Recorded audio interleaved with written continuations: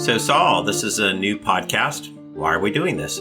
Well, Stefan, we've known each other since medical school, which was almost 30 years ago. And as you know, I've recently published a book called On Becoming a Healer, which was inspired by a relationship I had with an extraordinary mentor for decades, especially starting in my first year of medical school when I was just miserable. I think the message behind this podcast is that the way we're trained and the way we're socialized as physicians is deeply problematic. It turns us into basically obsessive task completers, and it undermines many of the values that brought us into medicine in the first place. The desire to connect with patients, to feel like we're having truly engaged relationships with patients. And yet, this podcast is not intended to be just a downer. What I found so gratifying about having a mentor like Simon is that this was a man who practiced family medicine and loved every minute of it. And the privilege that I had is I was able to wrestle with, on the one hand, the business of trying to become a doctor and function in the current environment, and at the same time, think broadly about how do I make this a rewarding, fulfilling profession. And that's how the book On Becoming a Healer emerged, and that's what I'm hoping this podcast will continue to contribute. Well, I've been on something of a connected journey.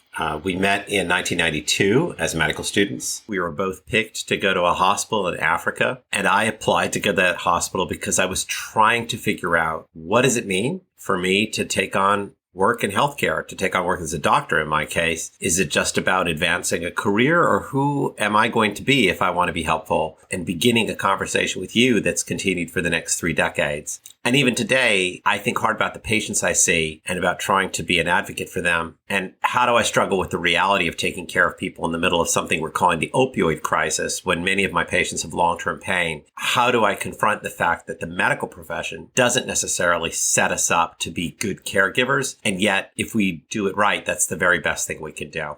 I think what we can assure people is that this podcast is intended to challenge, to give people an opportunity to grow and to think about ways in which they can become more fulfilled physicians and health professionals. And I should say health professionals broadly speaking, because I think a lot of the principles we're looking at really transcend whether you're a doctor or a nurse or a clinical pharmacist. The capacity to engage, clarity about boundaries, concepts that I think are so fundamental that even if you're a student, they go beyond just whether you're in medical school or nursing school or pharmacy school. So if you join us on this journey, there will be short episodes, probably 15 to 20 minutes, where we'll talk about an anecdote or a story that helped to illustrate a point that relates to these concepts: judgmentalism, engagement, boundaries, ego, caring. We're going to try to be honest about it. We'll be respectful of privacy. We hope that anybody who joins us can learn something and can share ideas with us in the future. Hey, let's get started. I look forward to it. Me too.